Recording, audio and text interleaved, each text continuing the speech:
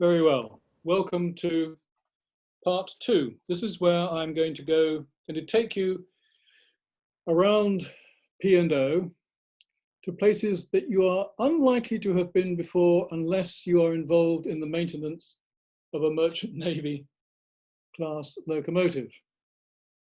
If you are, well, I'm very pleased for you. So here is P&O in the shed at Toddington. It's a 3-cylinder locomotive. The outside cylinders are outside admission.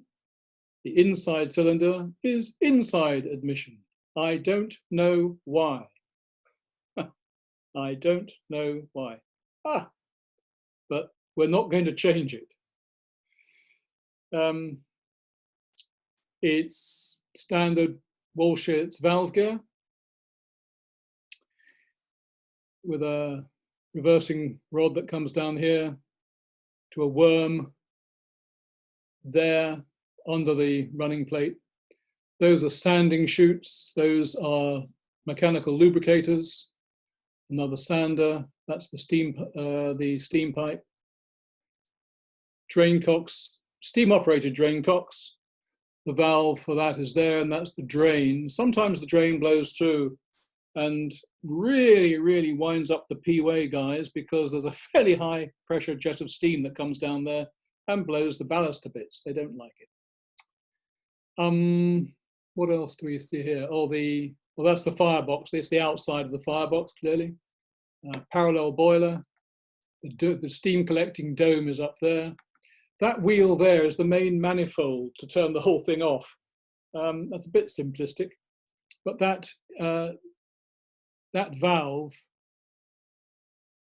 yes, it shuts off the steam from the regulator from the boiler to the regulator. That's what that does.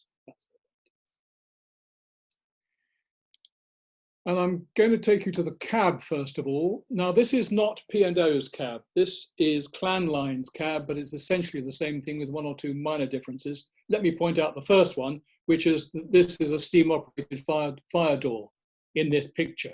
Whether it still has it or not, I don't know. And there's a foot-operated valve with the fireman's right foot. Starting at the top. Oh, thank you. Starting at the top, I've just got a little thing come down on the top of my screen, which you can possibly see. The speedometer is up there. That's the duplex brake indicator or brake dial, duplex showing the vacuum in the brakes. That is the steam chest pressure gauge. Those wheels there are from the steam fountain, which is at the top of the firebox at the back here, to various other bits like the injectors and the passenger discomfort heating control, and I think the steam generator is all up there. There are other controls subsequently. That's the steam genny actual on-off control there, but that wheel there supplies the steam to that valve. So those are those 4 wheels there. That is the steam, that's the boiler pressure gauge there. So it's only the fireman that knows what the actual pressure is. There are 2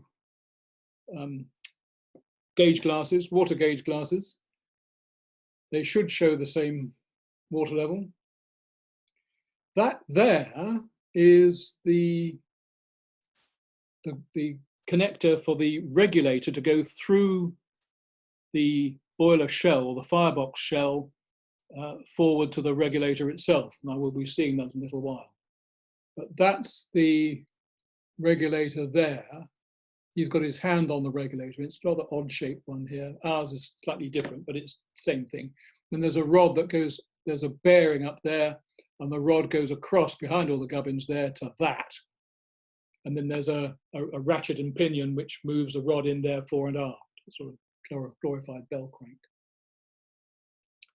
There are washout plugs there, and there are 5 across the back there. 1, 2, 3, 4, 5. They are just above the crown of the firebox, which is at that level, fireman ear roll level.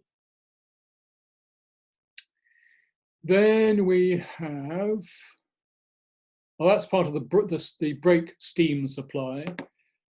This is the brake gubbins here. It's a Metcalfe brake with a large, oh no, it's nonsense. That's one of the ejector steam taps. And that's the steam brake tap. We'll go looking at the steam brakes later. The loco has steam brake only. The tender has 2 vacuum cylinders on it. So we can stop under any circumstances. That's the steam pipe going down and forward then to the steam brakes. That is the main train pipe, the train vacuum pipe. That's the reversing gear there. That's the reversing handle there. There's a handle just on the side there, which is a lock. And then that's the dial which shows you the cutoff at which you are operating. That there is the main brake handle, and it operates both as the handle which turns the main ejector on if you push it up, and puts the brakes on if you put it down. Then that's the sander, the sander control. Push it one way for sand to be laid in front of the wheels and the other way for the sand to be laid behind the wheels. Although in the direction of travel, they're always in front of the wheels. What else have we got? Oh, that's the steam heat pressure gauge for roasting passengers up to Mark 5. I think you can do a nicely turned passenger in about 5 hours. Pretty good. That handle there is for rocking the grate. We keep ours in the tender, but there's a panel here under which there are 2 things into which that gets put at the other end. This is the handle end, and you can rock the grate here. But also, if you put the other end outside, down next to the engine on the outside, there's another handle down there which you use for emptying the ash pan. So the one handle does all that. Those are the steam pipes going down to the injectors. The injectors are both live steam injectors. They are under the fireman's side, and the delivery pipes go up the outside and are copper and look very, very pretty. They're top feed and go to the front of the boiler on the fireman's side at the top. This is the tender handbrake handle, which frequently gets stuck on, and therefore we have a bit of boiler tube which we use to take the brake off when the thing is parked and gone cold. If you've got any questions on that, keep them to the end, please, because I'll roll on. We can always come back to them. That's the fire. That's, I think, all the salient controls. Oh, that's the blower handle there. That's always a useful bit of kit. Goes right the way across there, behind the teapot there, right the way across. And there's a handle, operating handle on this one, an operating handle on that. So either crew member can turn the blower on or off.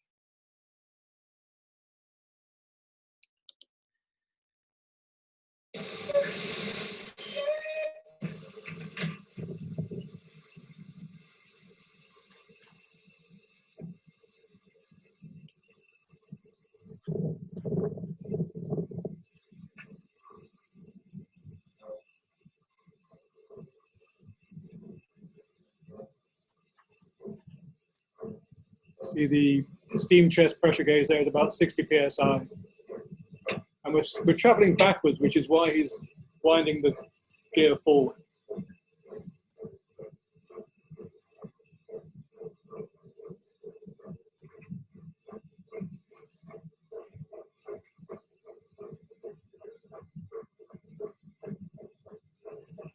A little bit of a syncopated beat.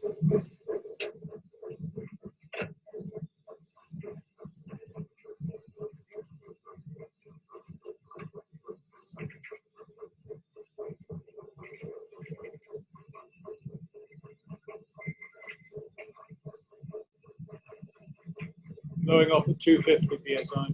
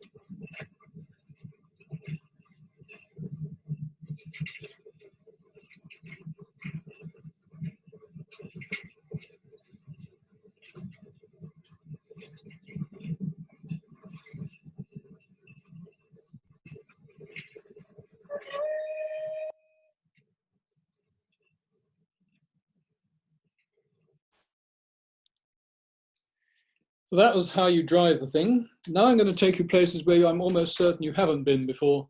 This is inside the tender. It's not an exciting view, but I would strongly suspect that there are not many people, not many enthusiasts who have actually really wanted to look inside a tender, but there you are. That's what the inside of P&O's tender looks like. It's welded construction. These are just strength plates and baffle plates. There are baffle plates there with holes in down the bottom so the water can get through. This is my colleague Bryony's leg. She wasn't living in there. She just happened to be down there because she wanted to see what it was like. There ain't much water. There are about 3 inches of water at the bottom there, so it's not quite good enough for doing lengths. This is the regulator valve. We're now on top of the boiler. The dome is off, so we're looking at the steam pressured area. That bit there, that rod there, is from the regulator handle in the cab, and that goes through that little bit of the gubbins that I was pointing out where it goes through into the boiler. That's the other end of that. There's a bell crank arrangement here, so that when that goes one way, this gets lifted up. So it's getting lifted up against boiler pressure. And you can get a very fine balance on that. The reason we took it off was not to find out why it worked, but to try and find out why it was blowing. That there were a number of crews kept on saying, your regulator's blowing through. And we were saying, no, it's not, it's nonsense. You just got to slam it shut. And then we took it apart and we found out actually it was blowing through. There was a fair amount of corrosion around the lip or around the seal, I should say, of the regulator there. That's another view of it looking down on it. So you're looking into the pressured area. There are some of the fire tubes there.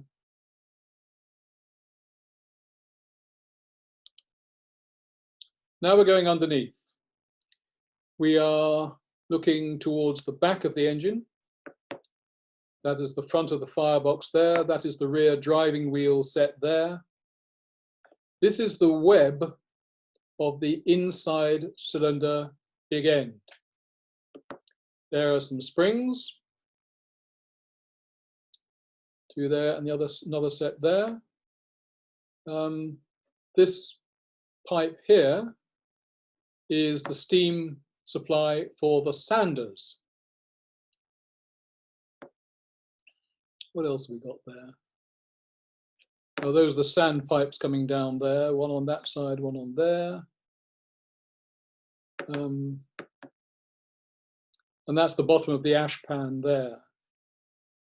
And the actuator I was talking about is on the outside there, where you wind it to empty the ash pan. This is a bearing. This is the outside, it's the bearer casing. It's the keep, the oil keep for the bearing. The bearing itself is up the top there, but this is one of the axles, one of the driving axles. And this is the filler point, and that there is the cork, which would normally go in there. I was just performing a bit of maintenance, making sure that this was full. There is a mechanical feed to the box, to the oil keep, but we just need to make sure that there is no water.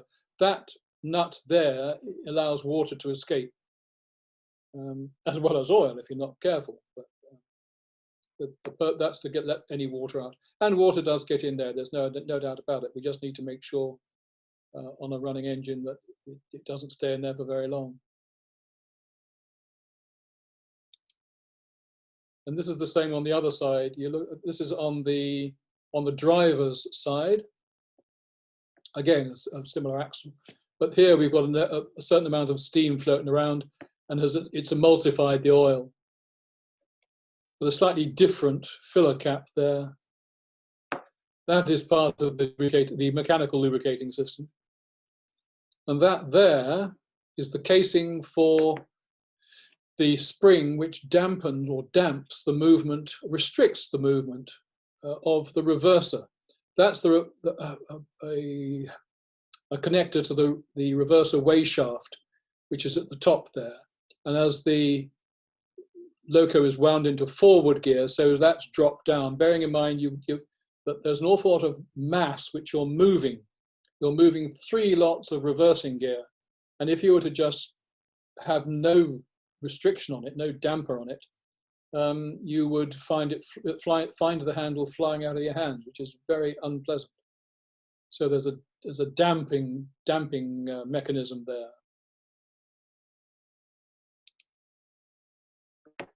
We're now underneath the middle cylinder, looking backwards. That is the conrod. That's the crosshead there. And these are the 2 steam brake cylinders. And that's the steam supply to them. I can't remember what that shiny pipe is, but it's jolly important, otherwise it wouldn't be there.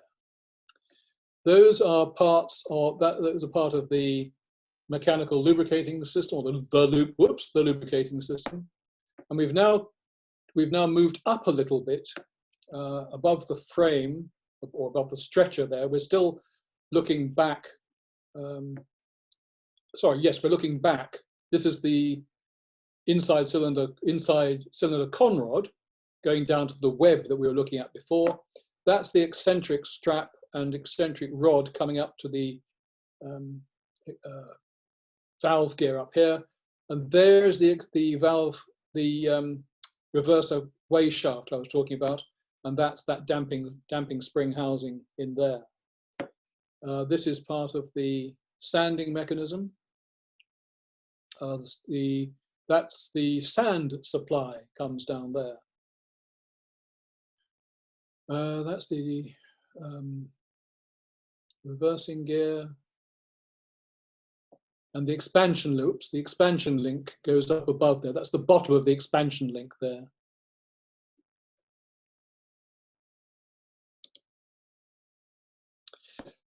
And again, this is in detail one of the brake cylinders, steam brake cylinders. We'll look at the other end in a second and see the mechanical advantage. There's the steam supply to the back end, and that's the drain to allow the steam to come out when the brake is released. But they are big. That's about 8 inches in diameter, with 250 psi going into it if you need it. And this is the other end. There's the front of the cylinder. There is the actuator coming out. And you get an awful lot of mechanical advantage there. So this comes out towards us, that goes back and pulls the brakes on. The brakes are at the back of the wheels, mostly, except on the center driver, where there's a set at the front and back. It has a sort of scissor movement. And this again is the steam supply for the sanders, which we don't use. We don't use sand although we have it on the loco, but we don't use it as a matter of course. There is the back end, that's the cylinder cover of the inside cylinder. with the pressure relief valve there.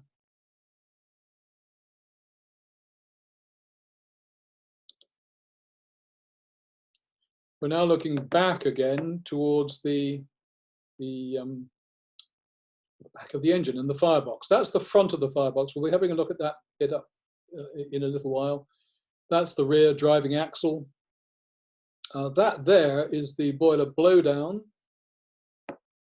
And that there is the bottom of the ash pan. There are 3 hoppers in the ash pan. There's 2 on the, one on each outside, one there, and the other hopper is in the middle there.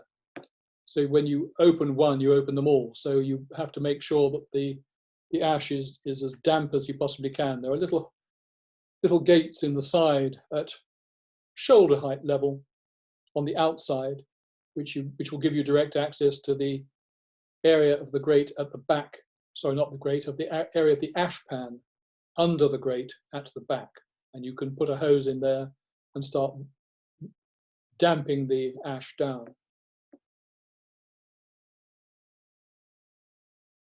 You notice that the spacers there are full of holes. They're full of strengthening holes.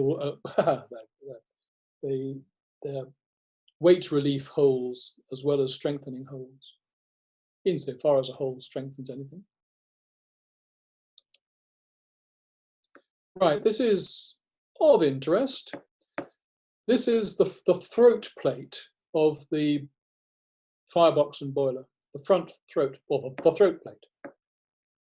I mentioned the blowdown. That's the blowdown and the blowdown valve mechanism there. There's a handle on the outside there, which you pull to open the blowdown if we need to. We have found that we don't use that now. We use water treatment at the Gloucestershire, Warwickshire. We use reverse osmosis. And we have found that whereas previously locomotive would need washing out after 10 steamings, locomotives now don't need washing out until they've had 40 steamings. And the amount of scale that comes from this boiler is minimal, absolutely minimal. Maybe 3 or 4 handfuls of scale that have come loose and around the foundation ring, which is down at that level. Just that's the floor of the foundation ring just there. Yes, reverse osmosis certainly for us works very, very well. These fellas here are the end of the thermic siphons.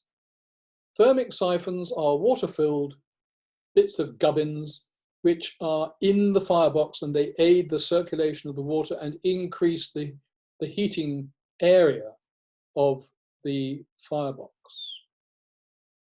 That's a washout plug down there, and we'll be looking at that little bit probably in the next slide. But those jobbies there are for washing out the thermic siphons and for draining the thermic siphons. They are big. They are, well, those are about 4 inches square. I don't do metric stuff.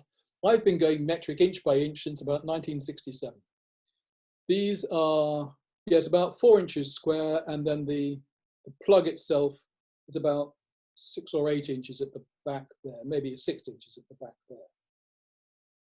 And as I say, they are the drain plugs for the thermic siphons to enable you to get in there and wash them out as well if you need to. That's what the inside, when you take that little plug out, that's what the inside looks like. It's 6 or 8, 1, 2, 3, 4, 5, 6, 7, 8, 10 threads there. Very nice, nice thickness of steel. It's a steel firebox and a steel shell, not copper. And we were in the process of washing the loco out. When you take the plug out, you put a hose in there and you go whoosh, whoosh, whoosh and get all the crud out, which, as I just said, ain't very much, but it makes you feel good and it gives you a good excuse to get wet. Then before you put the plug back in, you have to clean the threads up, and you use a tapered tap and you wind it in, and you wind it in tight, and then give an oomph, and that oomph just cleans the thread up just that tiny amount without cutting great amounts of new thread, because that's what you don't want to do. And these are stay heads.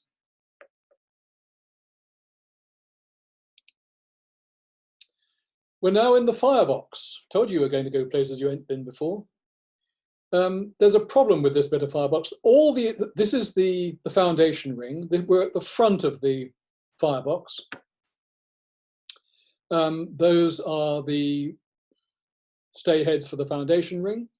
Awful lot of welding has happened in this firebox over time.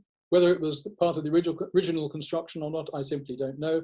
But there is an awful lot of weld lines around that firebox. What had happened here is that this bit had broken. It should be sitting it should be attached to that little bit there and be sitting up at this level. But that little bit there, which is a lug which sits in just there, had broken. It had simply sheared off. To this day, we don't know why. And that had allowed the whole thing to drop down, and it was interfering with the operation of the rocking grate, which is all this gubbins here. So we had to take almost everything out inside to get to that bit, to replace. We replaced that section there because we couldn't. This is, as I say, cast iron, so we couldn't renew it. So we had a spare bit, so we used it. This is the grate rocked backwards. You can rock it backwards and you can rock it forwards. And I'll show you the rocking mechanism in a little while. But these are the fingers of the grate, and each set of fingers is a double set. So there are two there, and so on. Single pairs. That bit of wood there is just to stop the whole thing closing up on our fingers as we worked. Again, this is all cast iron here, cast iron sections. There are 3 sections there, one at the front, one in the middle, and one at the back. There are pins, vertical pins which slot into other bits down below, but there are no pins holding the things together. It's a mass of stuff with coal sitting on top of it. It ain't going to go anywhere. But you can see here there's a fair amount of clinker that has formed on these bars, and we periodically go in there when it's cooled down a shade and fetch a chipping hammer to it, and it takes about half an hour to clear out all those. I know, because that was one of the last jobs I did. Here is the mechanism. I was talking about the part of it being held down with a locating pin. That's the hole into which the locating pin goes from the top section, which sits down on top of these little bearings here. These are cast iron fittings which go across and carry the fingers of the grate. And each pair of fingers can be slid along, in theory, be slid along here and be lifted out from there. The operating mechanism is underneath. This is the center section, which is where the operating section is, where the operating levers are. They're underneath there, and they rock on the bottom of this. There's a lever that goes down from this section, which connects to the rocking mechanism underneath. And here's a set of fingers that have been taken out. You can see the shape. That's the cross section of that bar there. And those fingers are there for sake of scale. And here at the top is the thermic siphon, the bottom of the thermic siphon. Again, we'll come back to it again. But this is the bottom of it, and you can see there the other end, the inside side of that fitting that was on the outside side, which I was showing you earlier. And that's part of the brick arch. We don't actually brick it. It's concrete, but it's called the brick arch. We're now standing up almost on top of the brick arch. We're standing up, my feet are on the fire bars, and I'm leaning on the brick arch, and we're looking at the throat plate down there and at the rear tube plate. And these, the wall on each side here are the thermic siphons. There's water inside there, so you can see that it's getting all the full exposure to the hot gases from the fire on which I am standing, or rather would be if it were there. These are the small fire tubes, and those are the superheater flues. You can just make out the elements there. The next photograph will show those. But it gets kind of warm in there. So those are the two thermic siphons, one on each side. There are two of them. And clearly, because there's boiling water in there, they can get scaled up. So that's why we have to have the washout plugs for each one, or the big washout plug for each one. There you can see the ends of the superheater elements, just resting in the flues. There are 3 rows. There are 4 rows of superheaters. I can't remember how many there are. We haven't taken them out recently. But you can see there anyway, the ends of the superheater flues. Superheater elements, I'm sorry.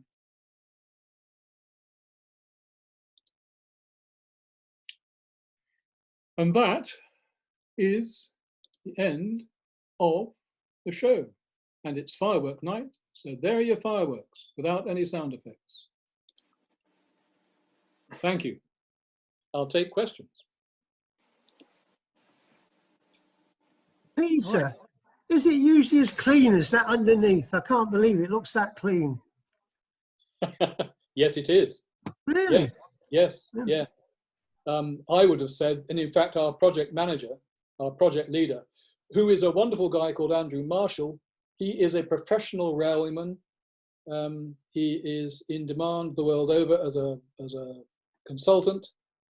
And he comes at things from the railway engineering point of view. He would have said that's absolutely filthy underneath there and would have had an army of people to clean it. But yes, that's the standard condition in which we operate it. How does the economics of your water treatments, your reverse osmosis work compared to other water treatments, and against the number of washouts you would have to have? Awkward question number one. The straight answer is I don't know. I can simply say that if it weren't economically viable, we wouldn't be doing it. But to change, to go from 10 steamings between washouts to 40, I think demonstrates how effective it is.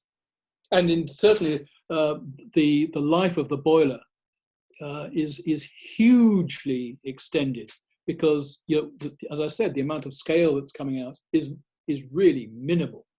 You knock the mud hole doors out, and there's no mud at all. I've done washouts on locos where you can't push the mud hole door in because there's so much scale and toot on the other side of it, and you've had to get a hose in to wash the toot out before you can get the door out. That just doesn't apply with the treatment at Toddington. Now, when we've got we've got a treatment point at Cheltenham, a treatment point at Toddington, and I think we have one at Broadway, but I'm not certain about that. We can certainly go from Toddington to Broadway and back with no difficulty at all on a supply of water. We usually fill up at Cheltenham. Excuse me. But I would suggest that the economics are very much in favour of reverse osmosis in our experience. Is there a large capital cost involved with reverse osmosis? I can get back to you on that. Okay. What actually causes the scaling? Say again? What actually causes the scaling? Is it a chemical reaction or heat reaction? It's the solids boiling out at pressure. It's rather like it's like your electric kettle in the kitchen there with attitude. Unless you put treated water, if you've got a water softener, you won't get any scale in your kettle. But it's the solids, it's the dissolved solids boiling out of the water. Gotcha. And they form they get attached to the steel, the metal components of the boiler. That then reduces the heat transfer properties of the steel, and then you can start getting really hot points where the metal starts burning away from the inside out, and that gets quite unhealthy. So far as I'm aware, that an inspection at washout would bring that to light. But yes, it's like a domestic kettle with attitude. Thank you. The material is actually calcium carbonate, which gets into the water from the limestone in the area, and then when the water's boiled, it comes out of solution again and turns into calcium carbonate, which is it can be like stone. I didn't know you were a chemist. No, neither did I. Gentlemen, I presume that the hot water with direct access to the steel is dissolving the steel away as well, is it? No, it doesn't scour the steam away. The steel away. I'm sorry. So how come you? That would have to be a very, very concentrated jet. 250 psi. It's and the flow rates at which we're operating, they're not going to. The steam passages don't get affected to that degree at all. In fact, I've never. This is a sweeping statement, number one, and also bearing in mind I'm being recorded. I am not aware of any reserved. I'm not aware of any steam loco. No, I'm not going to go. This is going dangerous. So far as I'm aware, there is no example of the steam passages being worn away by the flow of steam. Let me leave it like that. Yeah, well, some of the fittings can get worn. The cab fittings, for example, you can get wear with steam and water coming through there, but that's not. And yes, that's at boiler pressure. You can get thinning of the boiler plates in places, can't you? I remember seeing the inner part of the boiler of a steam fire engine. Oh yeah. The boiler inspector came and drew a lot of chalk circles on it, and there were obvious pittings in the actual plate. Yes. Now I can imagine drain a loco down, you then got damp air in it rather than water in contact with the plate. Would it rust more when it's drained down? No, because what we do is then to just put a very small fire in and drain it and dry it out. Right. And we leave the mud hole doors out so that there is a circulation of air.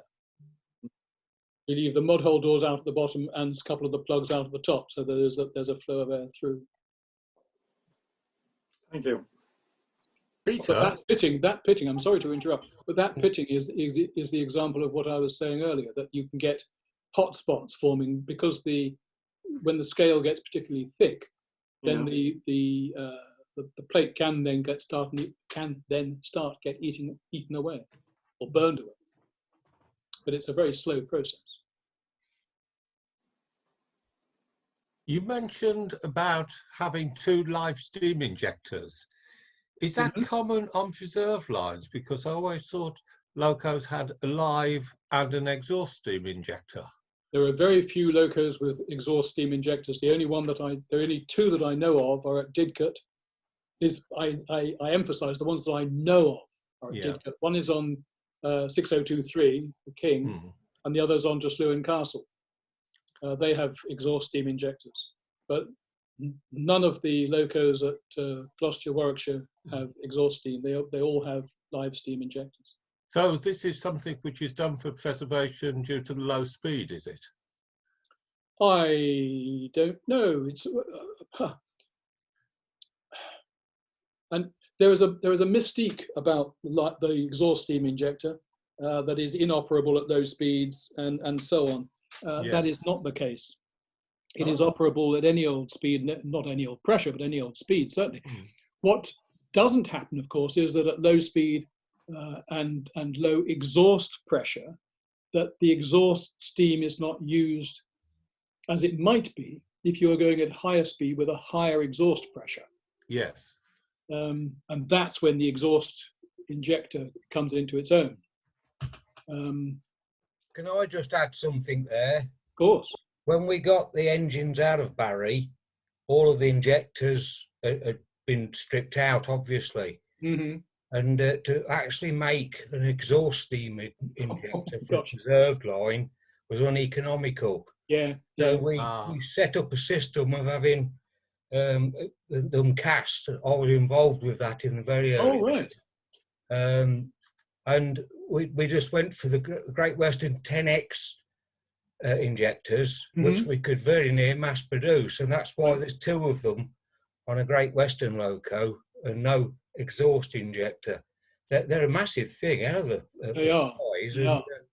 They would be very dear to manufacture for no advantage. Yes, quite. Okay, thank you. And certainly an exhaust steam injector has more moving parts, insofar as there are very few moving parts in an injector anyway. But you've got changeover valves and flaps and stuff, whereas on a live steam injector there's really hardly anything that moves at all. Yeah, thank you. Yeah. Any more questions? No? Right, well, Peter and Philip, like to thank you both very much for a very professional presentation this evening. This is the first time we've sort of had external speakers on Zoom, so it's a bit of a learning curve for ourselves. I mean, the quality of your photos is second to none. So I think you really set the standard for what we're going to expect of future presentations from people.